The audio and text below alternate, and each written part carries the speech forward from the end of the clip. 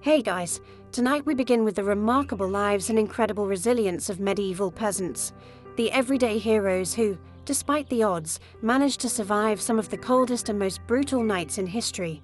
From makeshift insulation tricks to communal sleeping strategies, their story is one of grit, ingenuity, and determination.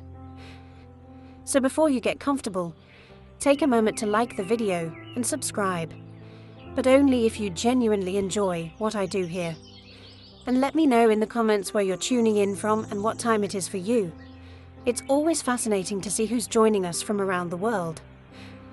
Now, dim the lights, maybe turn on a fan for that soft background hum, and let's ease into tonight's journey together. When you think of medieval life, you might imagine jousting knights, grand feasts, and merry fairs. But for the average peasant, winter was less about merriment and more about, how do we not die tonight? It wasn't just a season. It was a test of endurance that came around every year, like an especially cruel teacher who didn't believe in second chances. Picture this. You're living in a tiny mud and stick hut, with walls so thin you could probably hear a bird sneeze from outside. No insulation, no windows, unless you count a small hole stuffed with animal skin. And definitely no thermostat wars with your siblings. The inside temperature of your home was usually just a polite couple of degrees above whatever the weather was doing outside. If it was freezing outdoors, it was politely slightly less freezing inside. Congratulations. Nights were the worst. Darkness swallowed everything. The wind howled like an angry ghost, and the fire in the hearth sputtered pathetically, doing its best but mostly just roasting the toes of whoever was sitting closest. If you were on the other side of the room, sorry, you might as well have been camping outside, with worse snacks. Clothing wasn't much help either. Peasants didn't own fancy fur coats or goose-down blankets. You had a couple of rough-spun wool tunics, maybe a cloak that smelled suspiciously of goat, and a hope that layering them would turn you into some kind of human onion. Spoiler, it didn't really work. And forget about snuggling under soft quilts. Beds were often nothing more than sacks stuffed with hay or straw, maybe with a few old rushes thrown in for good measure. And bonus, some fleas for extra company. Luxury, by name, is medieval peasant life. The cold wasn't just uncomfortable, it was dangerous. Frostbite, hypothermia, and general freezing to death were constant risks, especially for young children and the elderly. Every morning that you woke up still breathing was considered a minor miracle, and honestly, worth celebrating. Maybe with a slightly less frozen turnip for breakfast. So yes, surviving a medieval winter wasn't about comfort. It was about gritting your teeth, piling on every piece of cloth you owned, huddling with your livestock, and praying you didn't wake up with icicles hanging off your eyebrows. And the real adventure? It was just beginning. If you think your apartment is drafty because the window doesn't close properly, medieval peasants would like a word. Their homes weren't just drafty, they were basically very enthusiastic wind tunnels with a roof. Most peasant houses were what historians politely call wattle and daub construction. Translation? Sticks crisscrossed like a giant basket, smeared with a charming mixture of mud, straw, and animal dung. Yes, dung. They weren't trying to be gross. Dung was a cheap, sticky insulator. Plus, it was always readily available, shall we say. These walls, no matter how lovingly smeared, didn't stand much chance against a proper winter storm. The cold wind found every crack, every gap, and gleefully danced its way into the one-room homes, swirling around and making sure you never got too comfortable. Privacy? Absolutely not. Warmth? Not really. Character building? Definitely. And then there were the roofs. Thatched roofs looked picturesque, sure, but after a few months of rain and snow, they sagged, leaked, and occasionally let in the local wildlife. Nothing says pleasant evening like a squirrel dropping onto your dinner. Windows, if they existed at all, were laughably tiny and usually covered with thin animal hides or wooden shutters. Glass was so expensive that even the lord of the manor probably couldn't afford more than a single tiny pane. And peasants. They were just happy if the wind didn't rip the cowhide right off the wall mid-blizzard. To make matters worse, floors were often just compacted dirt. When it rained or snowed heavily, mud seeped up through the ground, so technically you could say they had indoor water features. Not that they appreciated it. In winter, every step inside your own home could feel like trudging across a frozen marsh. Cold from below, cold from above, cold from inside. It was a three-dimensional assault on your body heat. But medieval peasants weren't the type to whine. They packed gaps with moss, jammed old rags into the worst drafts, and huddled close to each other. Human insulation at its finest. Creativity, stubbornness, and a bit of sheep grease rubbed into the walls were often the only things standing between them and becoming medieval popsicles. Because if your house was falling apart, and your best protection against the elements involved mud and goat hair, well, at least you could laugh about it. Sort of. If your teeth weren't chattering too hard. As if the freezing air wasn't enough, medieval peasants also had to battle a silent enemy rising from below. The frozen ground itself. Floors weren't really floors back then. They were just slightly flatter patches of earth inside your home. Maybe if you were lucky, someone had thrown down some straw or old rushes to give you the illusion of comfort. But make no mistake, you were sleeping one insulted back away from the cold, hard dirt. And oh, that cold was relentless. It seeped up from the earth like an evil little ghost, worming its way through the straw into your bones and straight into your very soul. If you dropped anything onto the floor during a winter night, congratulations, it was now part of the permafrost. Medieval peasants tried to fight this grim battle in a few ways.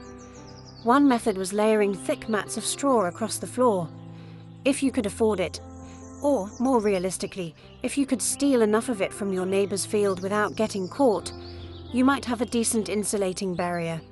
But straw flattened fast, got mouldy even faster, and added an extra crunchy soundtrack to your already miserable nights. Some homes layered dried rushes onto the dirt instead. Every so often they would throw fresh rushes on top without cleaning out the old ones. Over time, this created a fascinating ecosystem of decomposing plants, fleas, and whatever mystery creatures decided to move in. It was basically medieval carpet padding. If your carpet was alive, slightly damp, and smelled like a wet dog, beds, for those who had them, didn't solve much. They were usually little more than wooden frames packed with, you guessed it, more straw or hay. Instead of cozy mattresses, you had poking, shifting, crunchy layers that did little against the cold radiating from below. Tossing and turning wasn't about comfort. It was a desperate, awkward dance to keep blood flowing and avoid freezing one side of your body. The truth is, medieval peasants didn't conquer the icy ground so much as learn to live uncomfortably above it. A good night's sleep wasn't about dreams or softness. It was about waking up with all your toes still attached. And if you could pull that off, hey, you were doing better than most. If medieval homes had a single hero during winter, it wasn't the roof or the walls, or even the brave layers of dirt and dung insulation. It was the hearth, a crackling, stubborn fire pit that served as the only real defense against the cold, the darkness, and the general gloom of medieval life. At the center of nearly every peasant home was a simple fire. No fireplace with a fancy stone mantel, no neat chimney sweeping the smoke skyward. Instead, you had a basic pit or pile of stones, some half-burned logs, and enough smoke pouring into the room to make you wonder if you were slowly becoming a ham. That's right, most homes didn't even have chimneys. Smoke just kind of did its best. It drifted out through small holes in the roof, cracks in the walls, or right into your lungs if it was feeling lazy that evening. It wasn't ideal for breathing, or your overall lifespan. But on the bright side, it did a great job of fumigating fleas and other unwanted guests. Who needs pest control when you're marinating in smoke 24/7? The hearth wasn't just about warmth either. It was the kitchen, the light source, and sometimes even the medieval version of a television. People sat around the fire telling stories, gossiping, or just staring into the flames because, frankly, there wasn't much else to do after sunset. Keeping the fire alive wasn't just a nice idea, it was mandatory. Letting the fire die out at night was like putting up a sign for the cold to come in and finish you off. Plus, reigniting a fire in winter wasn't as easy as striking a match. You had to work with flint, steel, kindling, and more prayers than you'd ever offered before. Everyone in the family had a duty: stoking the flames, watching the embers, adding peat, sticks, or if you were lucky, a precious piece of dry wood. It was a constant battle between human persistence and the smothering cold that wanted nothing more than to snuff you out. The hearth didn't guarantee survival, but without it, survival was downright impossible. It was a smoky, sputtering, often disappointing little fire. But in a medieval winter, it was the beating heart of hope. If there was one thing medieval peasants feared more than running out of ale, it was letting the fire go out overnight. Without that warm, flickering lifeline, the cold would creep in faster than a tax collector after harvest. And in the dead of winter, restarting a fire from scratch wasn't just inconvenient, it could be deadly. Matches didn't exist yet. Lighters? Dream on. Rekindling a fire meant striking flint and steel together, praying for a single precious spark, and then coddling that spark with tender love and whatever dry kindling you hadn't already burned days ago. Imagine trying to do all this in the freezing dark, half asleep with frozen fingers. Now add a hungry wolf howling in the distance for extra motivation. So peasants got smart. They banked the fire. No, not in a cozy savings account. Banking meant carefully burying the embers under a mound of ash right before bed. The ash acted like a blanket, insulating the glowing coals and keeping them alive, just barely, until morning. If you did it right, you could stroll over at sunrise, poke the pile a little, add fresh wood, and voila, fire without the frostbite. But if you did it wrong, well, let's just say mornings got a whole lot colder and a whole lot grumpier. Fire banking was an art, passed down from parent to child like a prized family recipe. Everyone had their own little secrets. Some said use dry ash only, others insisted a bit of dampness was key. Some packed the embers tight, others let them breathe. You could practically start a medieval argument just by suggesting a better fire banking method. It was the ancient version of arguing over barbecue techniques, just with slightly higher survival stakes. Sometimes banking the fire wasn't enough. The howling wind might sneak through a crack and snuff it out anyway, or a clumsy sheep might stumble into the hearth. Yes, it happened. That's why some families took turns getting up in the night to check the coals. Basically the medieval equivalent of sleepwalking to the thermostat. In the end, fire banking was less about mastering nature and more about buying just a few more precious hours of warmth. And if you woke up to even a single surviving ember, that was your victory, right there, and enough to face another day of battling the cold. In medieval times, the phrase, "the more, the merrier," wasn't just about parties. It was a winter survival tactic. When the fire sputtered and the freezing winds whistled through every crack, there was one surefire source of warmth: each other. And if that meant sleeping cheek to cheek with your entire family, neighbors, livestock, and possibly a very confused goose, so be it. Forget about personal space. Privacy wasn't even a concept. On the coldest nights, the goal wasn't comfort. It was, don't wake up frozen to the floor. Entire households piled into the warmest corner of the house, wrapped in whatever scraps of cloth they could find, and formed what could best be described as a desperate, snoring human lasagna. Younger kids squeezed in between parents, grandparents snuggled under the outer layers, and if Cousin Ethel showed up unexpectedly, well, there was always room for one more. If you were lucky, you got to sleep in the middle, where body heat radiated from all sides. If you were unlucky, you were on the edge, the medieval equivalent of sleeping next to the door of a meat locker. And woe to the person who moved too much during the night. You shift once to get comfortable, and suddenly you've knocked Aunt Maud into the freezing draft by the wall. Congratulations, you're now the family villain. Sometimes even bedding was shared. A communal straw mattress that slowly flattened under the nightly weight of multiple generations. Because hygiene wasn't exactly winning any awards back then, let's just say it wasn't the most fragrant sleeping arrangement. But hey, when it's you versus frostbite, you stop being picky. Body heat wasn't just nice, it was strategic. Some medieval guides even recommended deliberately arranging the strongest, warmest people on the outside of the group, like human shields against the cold.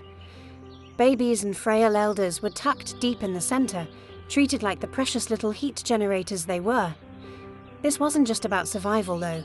Over time, it became part of daily life, part of family bonding. Long winter nights huddled together led to storytelling, singing, and undoubtedly some very interesting conversations muffled under a shared wool blanket. So next time your sibling steals your blanket or your dog hogs the bed, just remember, at least you're not fighting for elbow space between a snoring uncle and a particularly judgmental goat. If you thought modern roommates were a challenge, medieval peasants would like to introduce you to their winter housemates: cows, goats, pigs, chickens.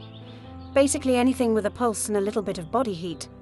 Bringing animals indoors wasn't just a quirky village tradition, it was vital for survival. Livestock generated warmth, and in a poorly insulated hovel where the wind howled louder than your stomach, every little degree mattered. Plus, if your goat shared a wall with you, it was slightly less likely to get stolen by a neighbor in the dead of night. 2 birds, 1 stinky stone. At night, the house became a chaotic living furnace. Chickens nested in corners, pigs snorted near the hearth, and cows lounged luxuriously against the walls, chewing cud like they paid rent. It wasn't glamorous, far from it. If you've ever been stuck in a car on a summer road trip with someone who forgot to shower, imagine that. But it's a cow, it's winter, and there's literally nowhere else to go. The smells, legendary. By springtime, the perfume of a shared winter was something fierce. You didn't need to light a candle, your nostrils were already on a wild ride. But medieval peasants developed a selective nose. They didn't complain much because they knew one uncomfortable truth. The more animals inside, the fewer frozen toes in the morning. Certain animals even had prime spots.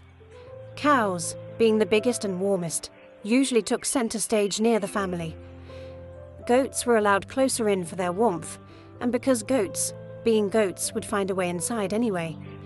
Chickens roosted in rafters or old baskets, and pigs, well, pigs didn't care.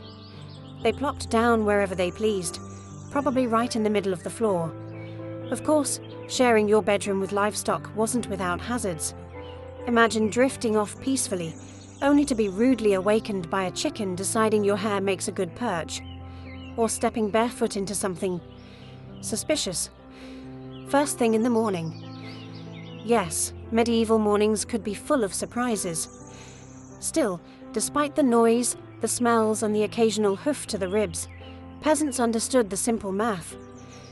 Cold kills, and cows cuddle, whether they want to or not.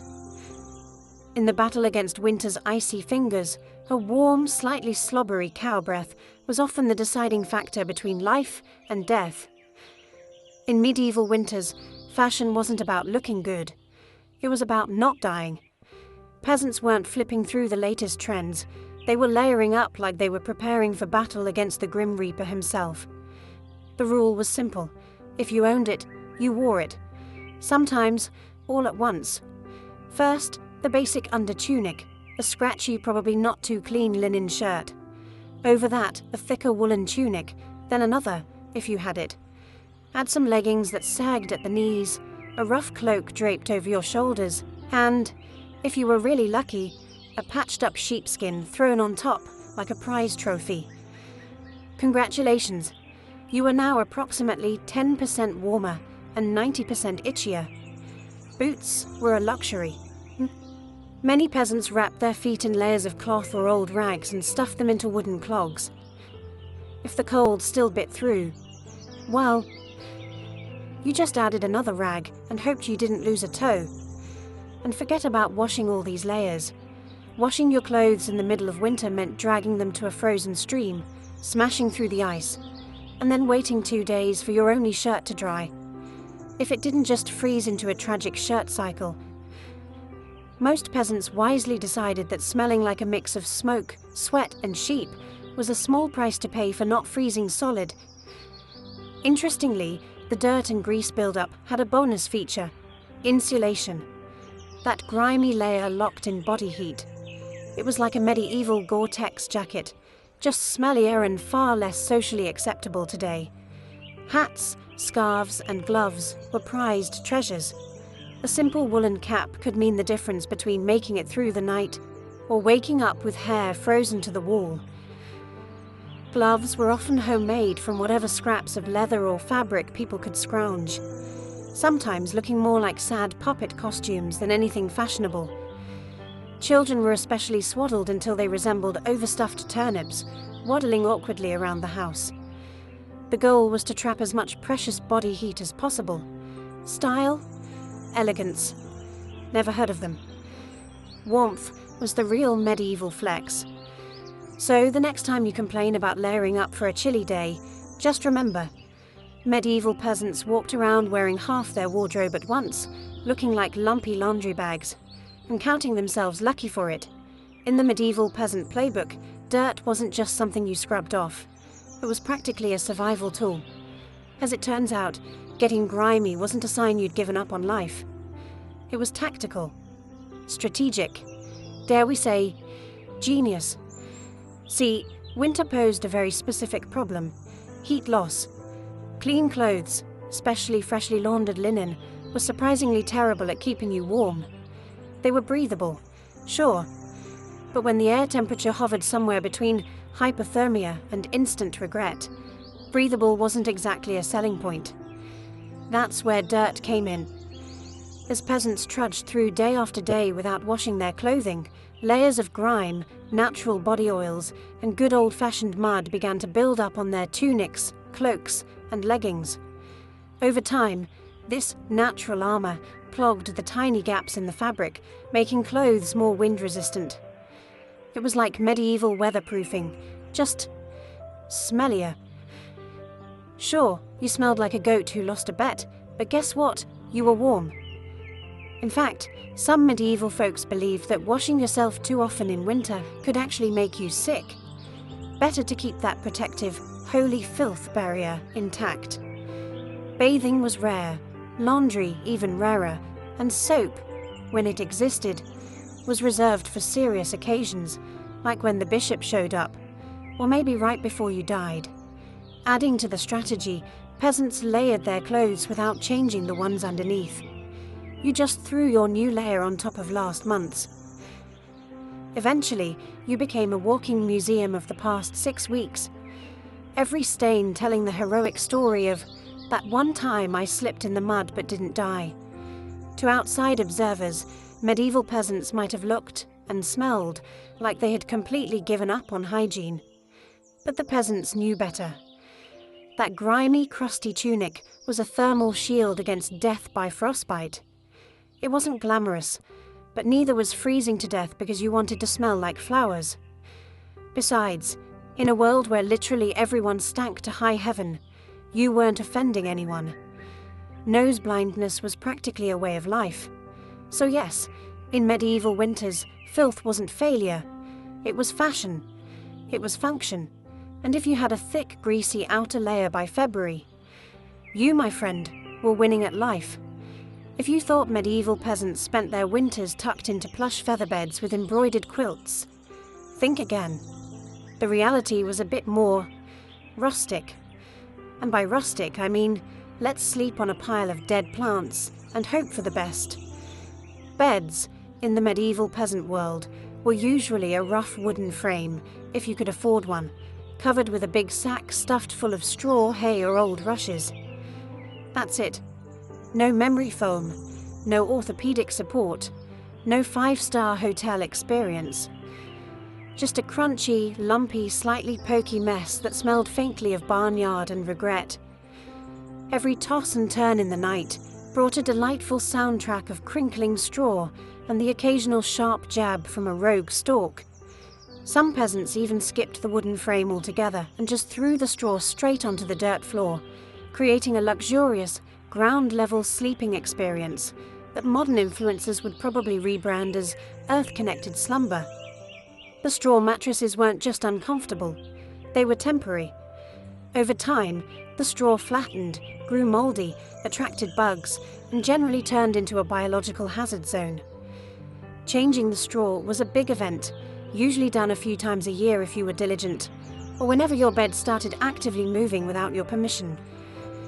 Rushes were a popular alternative. These long grasses were spread thick on the floor, sometimes mixed with herbs like lavender or rosemary to mask the overwhelming odor livestock aroma of daily life. Fresh rushes smelled lovely for about a day. After that, they became part of the muddy, trampled landscape inside the house, blending seamlessly with dirt, food scraps, and whatever else wandered in. And let's not forget the bedfellows. Fleas, lice, and other charming critters loved straw bedding almost as much as the peasants did. If you woke up scratching more than you slept, congratulations, you were living the authentic medieval experience. Despite the hardships, these humble beds were lifesavers. Piles of straw provided a crucial insulating layer against the frozen earth, and clumping together atop them created pockets of shared body heat, medieval central heating at its finest. So, next time you sink into your soft, supportive mattress, just remember, somewhere out there, a medieval peasant is looking down at you from history, grinning through a mouthful of missing teeth and saying, "Must be nice." When you live in a house made of sticks, mud, and optimism, you quickly learn that winter breezes aren't just a nuisance, they're personal attacks. Medieval peasants didn't just fight the cold from the outside, they fought it from inside their own homes, armed with nothing but whatever they could cram into the cracks. And trust me, there were a lot of cracks. Walls warped, mud crumbled, thatch sagged. The cold seemed to find new places to sneak in every night, like a mischievous poltergeist with a grudge. Sealing up the house became an art form. Peasants stuffed gaps with moss, straw, scraps of old cloth, bundles of dry grass, and sometimes even animal hair. If it was soft, squishy, or vaguely insulating, it was jammed into a hole somewhere. Some particularly determined souls daubed extra layers of mud and dung over the outside of their walls as an annual winter project. Imagine standing there in freezing weather, slapping cold manure onto your own house while muttering, "This is fine, this is luxury." Because in a way, it was. Roof leaks were another battlefield. Thatch, while cheap and plentiful, wasn't exactly waterproof, especially after a few seasons of rain and snow. Peasants would plug holes in the roof with spare bits of cloth, bundles of reeds or, in moments of true desperation, chunks of turf stolen from the nearest field. Every home eventually started to look like a slightly sad patchwork quilt made by someone who gave up halfway through. Doors, windows, if you had them you were lucky. But even then, they were little more than wood planks hung by iron nails and sheer stubbornness.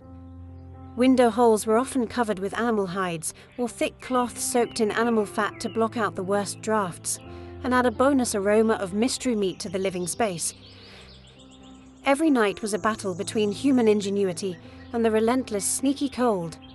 One minute you were warm, the next minute a sudden gust would find the one spot you missed, slapping you awake like a frosty hand of doom.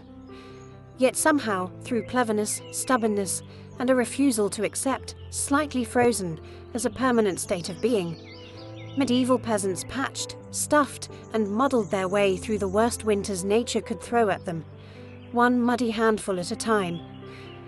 When the cold bites hard enough to keep you awake at night, medieval peasants had a solution.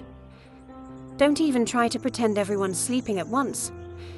Instead, they developed a survival strategy that today would make any military commander proud: sleeping in shifts. It wasn't some grand, organized system with whistles and roll calls. It was far simpler, and much more desperate. Half the household stayed awake, tending to the fire and patching up stray drafts, while the other half curled up under threadbare blankets and hay, trying to catch a few precious hours of half-frozen sleep.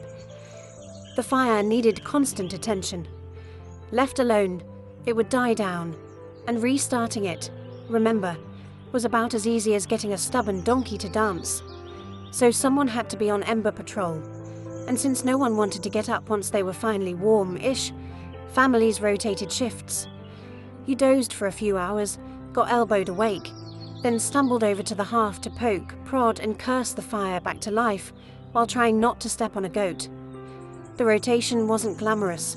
There were no night vision goggles, no late-night snacks, and certainly no 5 more minutes snooze buttons. Just stiff joints, heavy eyelids, and a growing resentment toward whoever snored loudest during your shift. Children old enough to hold a stick were pressed into service, learning early that in winter, everyone pulled their weight or froze trying. Grandparents sometimes stayed by the fire longer, both because of their experience and, frankly, because arthritis made lying down and getting up again a monumental event.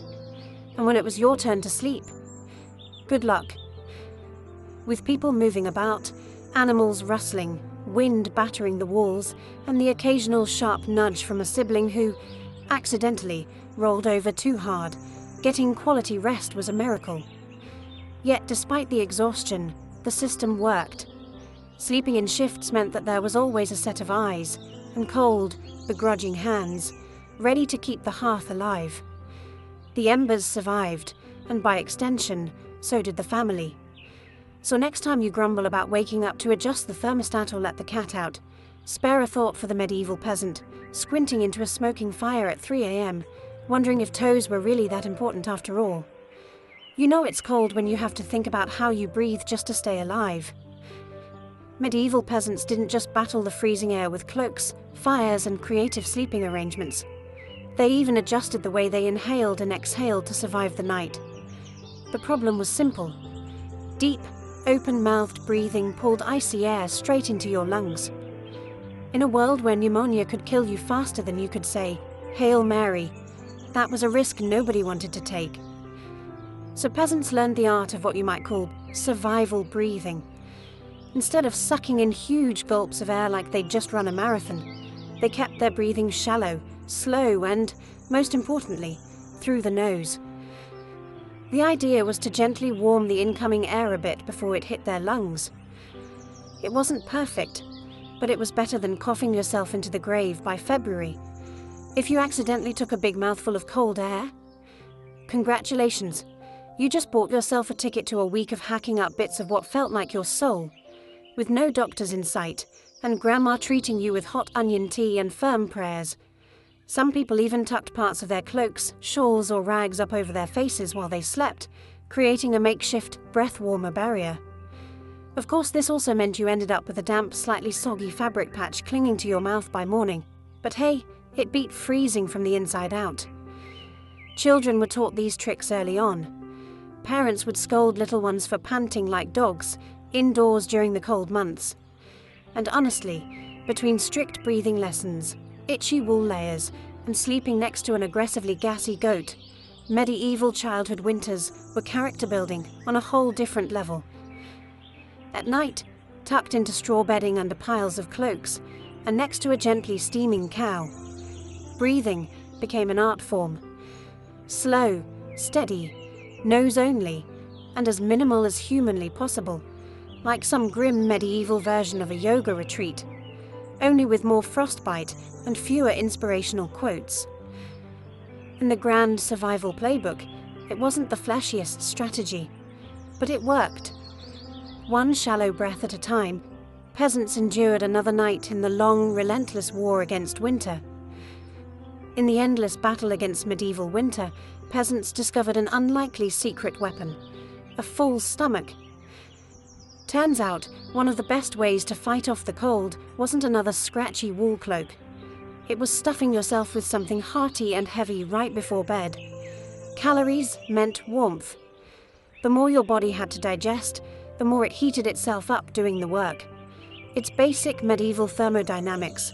Eat a heavy meal, generate internal heat, and maybe, just maybe, survive until morning without turning into a peasant-shaped popsicle. So what did medieval peasants pile onto their plates before a long, freezing night? Think thick stews, heavy with root vegetables like turnips, onions and parsnips. Grains were lifesavers too: oat porridge, barley gruel, or dense, chewy rye bread. If you were especially lucky, say, after a festival day or a generous slaughter, you might even get a hunk of salted pork or a slice of dried sausage thrown into the pot. This wasn't comfort food in the Instagram sense. No delicate presentation, no artisanal garnishes. It was one enormous, vaguely brown meal, designed to sit in your gut like a friendly brick, slowly burning through the night and keeping you just a little bit warmer. It wasn't just about eating a lot, it was about eating smart. Foods that took longer to digest provided a slow, steady trickle of warmth. Fatty foods were particularly prized, not just for the energy they provided, but because fat burns slower than lean meat. A belly full of stew, bread, and a questionable amount of lard. Peak medieval winter luxury. Parents made sure even the pickiest children ate heartily. Nobody cared if little Thomas didn't like turnips. You ate the turnips, or you shivered through the night thinking about how much you missed the turnips. Harsh but effective parenting. Medieval style. Of course, heavy nighttime eating came with its own hazards. You might be warmer, but you were also risking a night of vivid, bizarre dreams, fueled by a stomach trying desperately to process an entire field's worth of cabbages. Was it worth it? Absolutely. Because in the end, peasants weren't aiming for a Michelin star meal, they were aiming to survive. And if that meant going to bed full, bloated and breathing gently through your nose next to a steaming cow, well, that was just another night in the ongoing quest to see another frosty sunrise. Long before electric blankets and fancy heated mattress pads, medieval peasants had to get creative if they wanted a little extra warmth at bedtime. And that's how the humble haybox and the ever-glamorous heated stone became winter's unsung heroes. Let's start with the haybox. It sounds rustic, and it absolutely was, but the idea was pure genius. Peasants would take a sturdy wooden box, line it thickly with hay, and use it to store food that had been cooked earlier, keeping it warm for hours. Leftover stew, hot porridge, toss it into the haybox, cover it up, and it stayed hot enough for a late-night snack without needing to risk reigniting the fire. Medieval slow cookers, basically. But peasants didn't just stop at food. They realized if hay could trap the heat from a stew pot, it could also trap the heat from something even better. Rocks. Enter the era of the heated stone. Before heading to bed, someone, probably whichever unlucky child lost the family argument, would grab a flat stone and chuck it into the heart of the hearth fire. After roasting it until it was nearly too hot to touch, a fine line between helpful and third-degree burn, they'd fish it out using a stick or some old tongs. The stone, still radiating blissful warmth, would be carefully wrapped in rags, tucked into an old piece of cloth, or jammed into a clay pot, then slipped under the hay in the mattress or down at the foot of the bed. A medieval heating pad, ready to do battle against the frozen earth. Of course, there were risks. If you didn't wrap the stone properly, congratulations. You now had a small, localized house fire.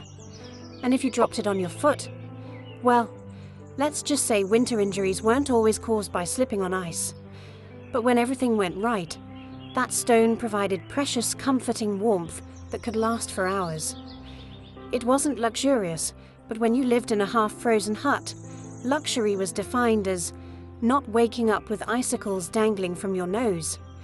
In the grand arsenal of medieval winter survival, a hot rock tucked into some hay might not sound glamorous, but for peasants clinging to whatever heat they could find, it was a tiny miracle. In a medieval peasant's home, the hearth wasn't just where you cooked dinner. It was practically a family member. A temperamental, smoky, sometimes uncooperative family member, sure, but still absolutely essential to survival, especially when it came time to sleep. The closer you were to the fire, the better your odds of waking up unfrozen. That meant sleeping arrangements were less about personal preference and more about strategic positioning. Infants, The elderly and anyone sick or frail got first dibs on prime hearth real estate. Parents, older kids, and sturdier adults fanned out from there like human insulation layers. Being assigned a spot close to the fire wasn't just kindness, it was basic survival math. Babies were fragile heat generators, and elders were precious repositories of family knowledge. And let's be honest, the best gossip. Protecting them with prime warmth was non-negotiable. But it wasn't all cozy toasting by the flames. Too close, and you risked waking up with your hair singed or your cloak smouldering suspiciously. Too far, and you were basically camping in an icebox. It was a delicate dance. Stay near enough to bask in the fire's glow, but not so near that you had to explain to your neighbor why you now looked like a half-cooked roast. The fire also didn't spread warmth evenly. It mostly roasted the people directly in front of it, while everyone else fought over the narrow cone of heat like cold lizards jostling for a sunbeam. If you were lucky enough to fall asleep facing the fire, you might have one blissfully warm side, and one side frozen so solid you could probably knock on it. Pets and livestock of course muscled in too. A dog might wedge itself between you and the fire, tail wagging dangerously close to open flame. Chickens sometimes perched perilously on hearthstones, clucking softly into the night like tiny feathery guardians of warmth. Every crackle of the logs, every shift of glowing embers, was a tiny promise. You're still alive, you're still warm, for now. And so peasants drifted into uneasy sleep, lulled by the fire's pops and hisses, each breath forming small clouds in the frigid air beyond the fire's fragile circle. It wasn't perfect, it wasn't comfortable, but it was life, clinging to warmth by a thread of glowing coals. In the medieval world, no one survived winter alone, unless they wanted to become a very stylish frozen statue by January. Survival wasn't just a family affair. It was a village project, a messy, muddy, loud collaboration where everyone's warmth and life depended on everyone else. The peasants knew that in the dead of winter, a strong fire and a pile of hay could only do so much. If your neighbour's house went dark, you noticed. If the smoke from old Tom's hearth suddenly stopped curling into the sky, someone went to check. And not just because Tom owed you a chicken, though that might be part of it, but because community meant survival. Villages had unofficial winter watchers, often the young or the elderly, who couldn't work the fields, but could keep an eye on who was coughing too hard, who hadn't come to barter at the market in a few days, or whose home looked a little too still in the morning frost. These people were the medieval version of neighborhood patrol, minus the reflective vests, plus a lot more sheep. If a family's fire went out, it was a near emergency. A good neighbor would rush over with a glowing coal bundled in rags, or better yet, invite them into their own smoky, overcrowded hut for the night. Yes, it meant squeezing an extra 4 bodies into an already cramped space, but it was better than finding frozen friends come spring thaw. Communal food stores played a role too. During especially brutal winters, villages sometimes pooled their last salted meat, grain, and dried vegetables. It was grim charity. No one had much, but a few communal meals could be the difference between staggering into spring or not. Even children understood the stakes. They helped deliver wood, shared embers, and ran urgent messages when someone needed help. No one was too small or too tired when winter came knocking. Sure, medieval villages weren't all sunshine and hugs. Feuds happened, disputes over land, goats, or who borrowed whose good cooking pot never really went away. But when the nights grew deadly cold, old grudges were often quietly shelved. After all, a rival was still worth saving, because tomorrow it might be you needing rescue. In the icy heart of winter, the village became one big, stubborn family. Sometimes dysfunctional, often hilarious, always fiercely determined to survive together. One muddy boot, one crackling ember, one frozen smile at a time. When medieval peasants faced the merciless cold of winter, they didn't just pile on cloaks or stoke the fire. They prayed. A lot. Because when the wind howled like wolves outside your paper-thin walls and the fire shrank into sullen embers, you wanted every possible advantage, including a little divine intervention. Faith wasn't just a Sunday affair back then. It was woven into every frozen breath. Before crawling under layers of straw and scratchy wool, families would kneel together, offering up hurried prayers to keep the fire burning, the roof intact, and their toes attached by morning. Saints became more than distant holy figures. They were winter's frontline defense. Saint Blaise, for instance, was called upon to protect against throat ailments. Not a minor concern when one mouthful of icy air could land you coughing up your soul. St. Nicholas wasn't just the jolly gift-giver of later legend. He was also asked to protect households from sudden ruin during the lean, deadly months. Superstitions wrapped themselves snugly around daily survival. Some families sprinkled a little holy water near the hearth before sleeping, hoping it would protect against evil spirits, or at the very least, mischievous drafts. Others marked doorways with blessed chalk after certain feast days, pleading for warmth and luck to find their way inside. Candles played a role too. Special vigil candles, often blessed by the local priest or the most pious old woman in the village, were sometimes kept burning throughout the night, a flickering plea against the cold darkness clawing at the walls. And of course, no serious winter prayer session was complete without a few promises. Dear Lord, if you just get us through this night, I swear I'll be kinder to my neighbour, even the one who keeps stealing our turnips. Faith wasn't some abstract comfort. It was a daily, urgent conversation. The peasants weren't asking for luxury, just survival. A little heat, a little food, and one more day to muddle through until spring broke the frozen grip on their tiny villages. It was simple, raw hope, whispered into the smoky rafters, tangled in breathless prayers and tucked under itchy blankets, that somehow carried them through the endless, merciless nights of winter. For all the ingenuity, prayers and stubbornness medieval peasants threw at winter, the truth was chilling. Sometimes it wasn't enough. And when winter won, it didn't just take a few unlucky souls.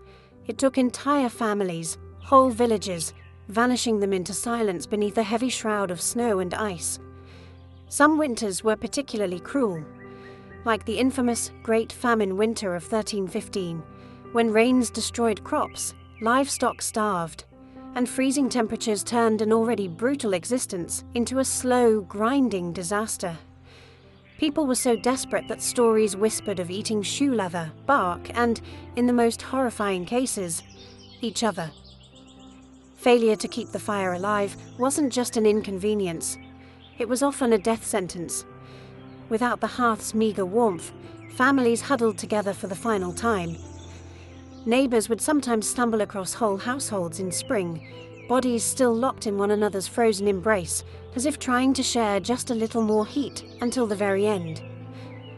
Houses themselves could collapse under the weight of heavy snow or battering ice storms. A roof giving way in the middle of a frozen night wasn't just catastrophic. It was often fatal. Dragging yourself through thigh-deep snow to beg shelter from neighbors wasn't a guarantee either, especially if those neighbors were already stretched to the breaking point. Disease loved the cold, too. Starvation weakened the body, and cramped, smoky homes turned into breeding grounds for pneumonia, bronchitis, and other deadly infections. A simple cough in December could easily be a funeral by January. And then there was the quiet horror: frostbite. Fingers, toes, even ears blackened and died while still attached to their owners. Some villagers survived winters at the cost of their limbs, a grim badge of honor that said, "I made it through, but winter took a piece of me." Yet what's most haunting isn't just the death, it's the eerie normalcy of it.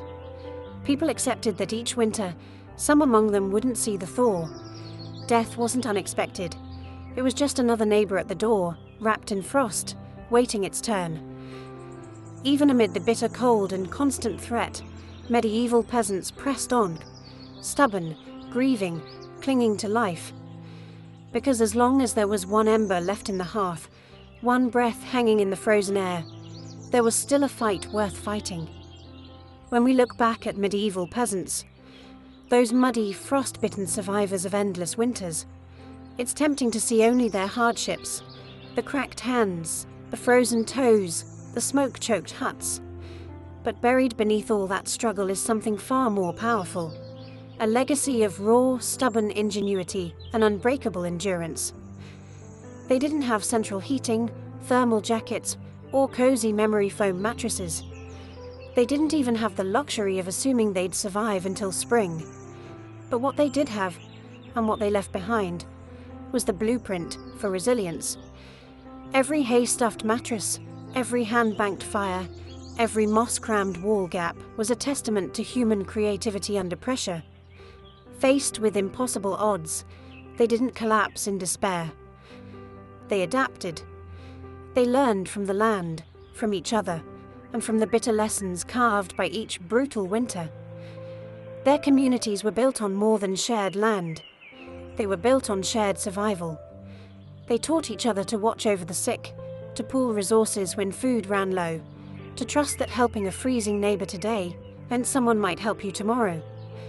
They lived by the understanding that no one beats winter alone. Their faith, too, was a kind of endurance. They wove prayers into their daily lives, not just out of fear, but out of hope. Fragile, stubborn hope that tomorrow might be a little warmer, a little brighter. Hope that after 100 dark nights, spring would come again, and life would find a way to push through the frozen ground. And somehow, it did. Because of their sacrifices, because of their unglamorous victories, surviving one more night, one more storm, future generations thrived. Bit by frozen bit, they pushed humanity forward, enduring winters their ancestors could barely survive, until warmth and comfort became common expectations instead of distant dreams. Their blood, sweat, and ingenuity are stitched invisibly into the lives we live now. Every cozy blanket, every warm house, every lazy winter evening spent sipping tea under soft lights. All of it is the end result of countless medieval peasants refusing to give in to the cold. So the next time the wind howls outside your double-paned window, maybe spare a thought for them.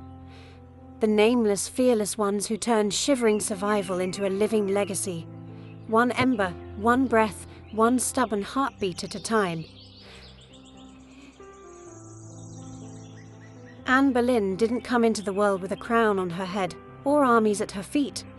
Born around 1501, likely at Blickling Hall or Hever Castle, she was the daughter of Thomas Boleyn, an ambitious diplomat, and Elizabeth Howard, a noblewoman with powerful family ties.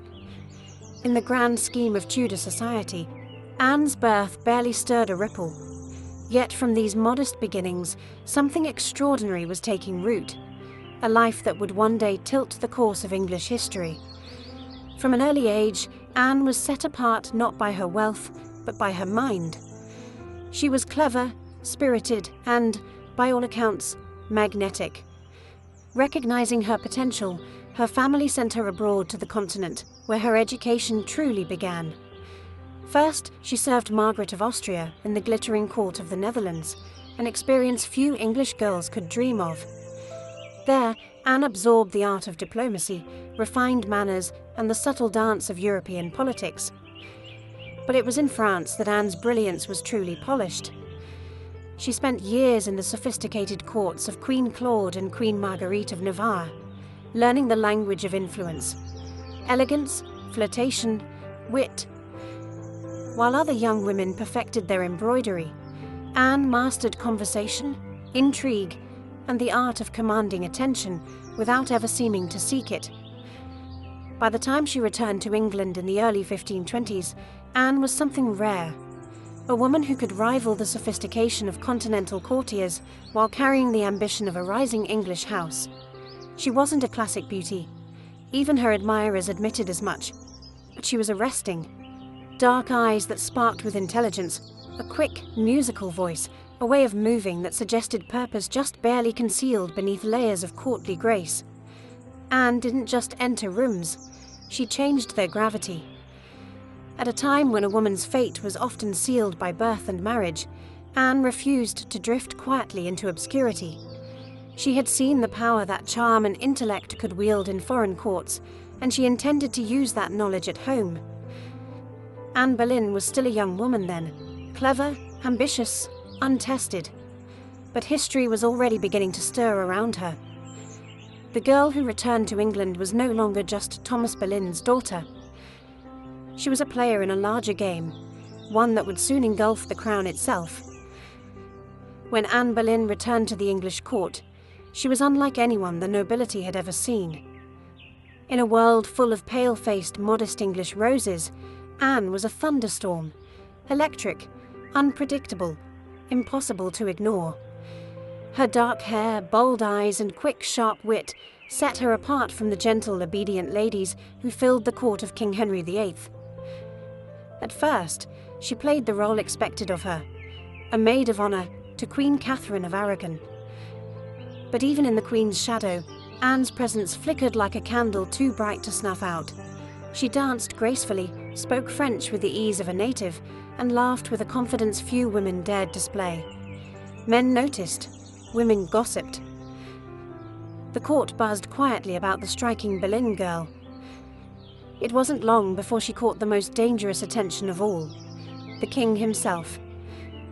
Henry VIII was no stranger to flirtation. His court was a playground of whispered promises and secret liaisons. But Anne was different. She didn't swoon at his compliments or fall eagerly into his arms like so many others had. She teased, she challenged, she refused. Henry, a man used to instant adoration, was captivated. The more Anne held him at arm's length, the deeper he fell. Letters passed between them, filled with declarations of love, frustration, longing.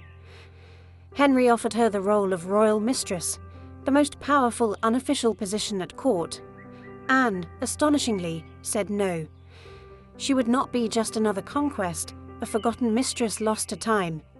If Henry wanted her, he would have to make her his wife. It was a gamble so audacious that it stunned the court. After all, the king was already married. His queen, Catherine, was beloved by the people and fiercely protected by her nephew, the Holy Roman Emperor. The church itself would have to be defied for Henry to claim Anne. But Anne didn't flinch. She had lived in the courts of Europe, where queens wielded soft power from behind lace fans and painted smiles. She knew ambition was a dangerous game, but it was a game she intended to win. Standing in the candlelit halls of the English court, Anne Boleyn made her choice. Not to be merely admired, but to change her destiny, and England's, forever. What began as an intense flirtation between King Henry VIII and Anne Boleyn soon spiraled into a national crisis. Henry wasn't merely besotted, he was obsessed. And in his obsession, he was willing to tear apart everything England had known for centuries. The king's desire to marry Anne hit a small snag, namely, he was already married to Queen Catherine of Aragon. Catherine, dignified and resilient, refused to quietly step aside. She had been Henry's faithful wife for 2 decades, and in the eyes of God and the English people, she was the rightful queen. Divorce wasn't just scandalous, it was almost unthinkable. But Henry was determined. He convinced himself, and tried to convince everyone else, that his marriage to Catherine was cursed because she had once been married to his brother, Arthur. Never mind that the Pope had granted special permission for their union years ago. Henry now insisted that his soul was damned unless he annulled the marriage. Anne, for her part, knew better than to appear too eager. She kept herself just out of reach, alternately encouraging Henry's hopes and maintaining her distance. Every glance, every word was measured. She wasn't merely aiming for marriage. She was positioning herself to become Queen of England. The court erupted into whispers and factions. Some noble families eagerly courted Anne's favour, seeing the winds of power shifting. Others clung fiercely to Queen Catherine, horrified at the idea of Anne replacing her. Diplomats wrote desperate letters back to Rome. Foreign monarchs threatened retaliation. Henry's own advisors shifted uneasily, sensing the ground trembling beneath their feet. As months turned into years, Henry's frustration grew. He bombarded the Pope with petitions, maneuvered his lawyers into finding loopholes, and slowly began to realize that the Church would not bend easily. Catherine had powerful allies, including her nephew, Emperor Charles V, the most powerful man in Europe. Still, Henry pressed on, defying advice, tradition, and increasingly, the law itself. His courtship with Anne had become something far greater than personal desire. It was now a challenge to the very structure of England's political and religious life. Anne wasn't just capturing a king's heart. She was dragging an entire kingdom into uncharted waters. A dangerous game had begun, and there could be no turning back. After nearly 7 agonizing years of maneuvering, scandal, and diplomatic chaos, Anne Boleyn's gamble paid off. In January 1533, she secretly married Henry VIII, a bold move, given that he was still, technically, married to Catherine of Aragon in the eyes of the Pope and much of Europe. By June, Anne was crowned Queen of England in a lavish ceremony at Westminster Abbey. It should have been the crowning moment of her life, but the atmosphere was far from universally joyful. The people of London watched with wary eyes. Some cheered, others muttered prayers for Queen Catherine. Many wondered if this new queen, with her French manners and daring spirit, was a blessing or a curse. Anne entered her queenship not as a beloved figure, but as a storm. Unlike Catherine, who embodied traditional English values of humility and piety, Anne was dazzling, provocative, and politically savvy. She wore bold colours, commanded the court with sharp intelligence, and made powerful enemies with breathtaking speed. Her position, while seemingly secure, was also terrifyingly precarious. Everything rested on one thing: providing Henry with a male heir. Anne knew this as keenly as anyone. She was not merely Henry's lover anymore. She was the hope of a dynasty. Early in her pregnancy, Anne and Henry were elated, certain the child would be a boy. But in September 1533, Anne gave birth to a daughter, Elizabeth. To Anne's credit, she masked her crushing disappointment with grace, insisting the next child would surely be a son.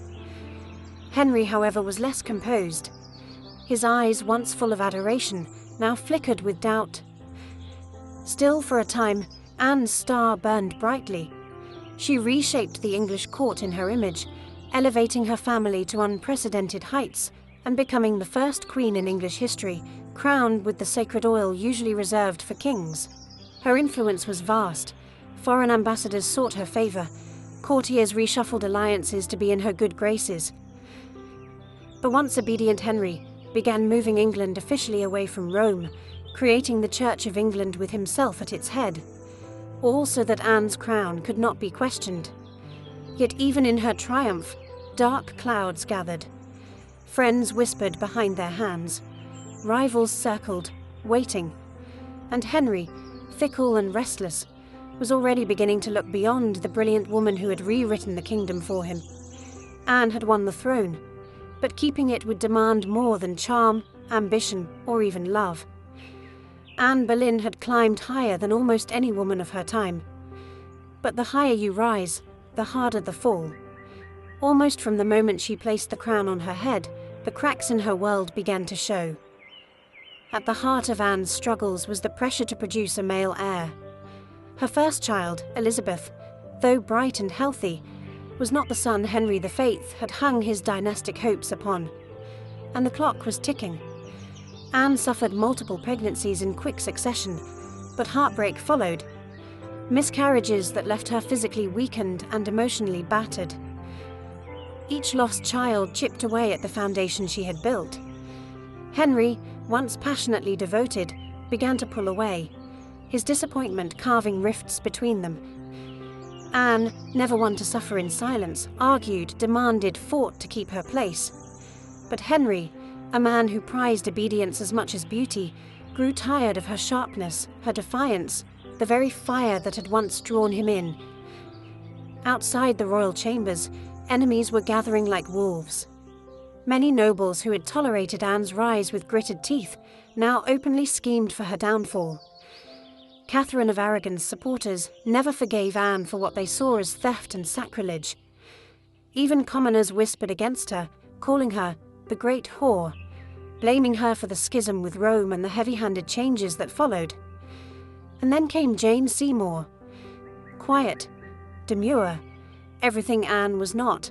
Jane captured Henry's wandering attention just as Anne's influence began to wane. Where Anne had dazzled him with brilliance and challenge, Jane offered soothing compliance. It was a dangerous shift. And Anne, perceptive as ever, saw it happening. She tried to reclaim her position, lavishing attention on Henry, promising more sons, begging for patience. But the king, ever fickle, had already begun imagining life without the woman for whom he had once torn a kingdom apart. Anne's political enemies, including Thomas Cromwell, once her ally, sensed the changing tide. They began laying the groundwork for a campaign of destruction, quietly gathering accusations, rumours, and witnesses. The woman who had played the dangerous game of ambition so masterfully was now losing ground. Anne had won her crown through cunning and courage, but in the brutal, shifting world of Henry's court, past victories meant little. Only fresh success mattered, and Anne's enemies were sharpening their knives. The queen who had shattered a kingdom would soon see how quickly a kingdom could shatter her. Anne Boleyn's enemies didn't attack her with armies or swords. They came with whispers, secrets, and carefully sharpened lies. In the back rooms of court, betrayal was brewing, silent, patient, deadly. Thomas Cromwell, once Anne's greatest ally in the English Reformation, had turned against her. Their alliance had been built on mutual ambition, but now their interests clashed. Anne wanted reforms to help the poor and limit the power of greedy nobles. Cromwell wanted stability, favour with Henry, and no interference. Anne's boldness had made her dangerous. And in Henry's fickle heart, love had curdled into irritation, suspicion, and cold detachment. Anne had few true friends left. Even her charm, once her greatest weapon, now grated against the court's hunger for a gentler, more pliable queen. And Jane Seymour, quiet and calculating, waited just out of sight. The perfect contrast to Anne's fading fire. It was Cromwell who moved first. Knowing Henry was restless, knowing that the king wanted an exit but lacked a convenient excuse, Cromwell offered a solution. What if Anne could be removed, not by divorce, which would humiliate Henry, but by disgrace? The accusations were wild, monstrous even. Adultery, incest, conspiracy against the king. Anne, the proud, brilliant queen, painted as a betrayer, a temptress, a threat to the very crown she once redefined. Cromwell carefully gathered evidence, coaxing confessions under torture, twisting courtly flirtations into damning testimony. Several men, including Anne's own brother, George Boleyn, were arrested. The charges made little sense. They were riddled with contradictions and impossibilities. But in Henry's court, truth was whatever the king needed it to be. Anne, sensing the tightening noose, fought desperately. She appealed to Henry's memory, to the love they had once shared. But it was no use. The man who had once torn England apart for her now refused to meet her eyes. In May 1536, Anne was arrested and taken to the Tower of London. As the great gates slammed shut behind her, she knew the truth. She was no longer a queen. She was a prisoner, a pawn trapped in the brutal game she had once played so masterfully. Betrayal had sealed her fate. And now, alone in the tower, Anne Boleyn waited for the final move. Anne Boleyn stood in the great hall of the Tower of London, facing a tribunal of nobles, many of whom owed their very titles and fortunes to her rise. Now, they sat in judgment, cold and watchful, prepared to erase the woman who had once changed the destiny of England. The charges against her were shocking. Adultery with multiple men, including her own brother, George Boleyn. High treason, conspiracy against the king. In another world, such accusations against a queen would have been unthinkable. But here, now, they were simply theatre. a grim performance designed to give Henry VIII exactly what he wanted. Anne's downfall wrapped in a thin veil of legality. Anne defended herself with the same fire that had once won Henry's heart. She denied every accusation with intelligence, precision, and an unwavering composure that astonished even her enemies. She reminded them that she had been crowned with sacred oil, chosen by God, and anointed as Queen of England. She reminded them of her loyalty, her sacrifices, her love.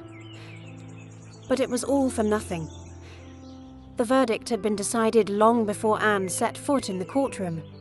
The trial was a spectacle for the court and for the people, a public unmaking of a once unbreakable woman. Witness after witness, many coerced or bribed, spoke damning words.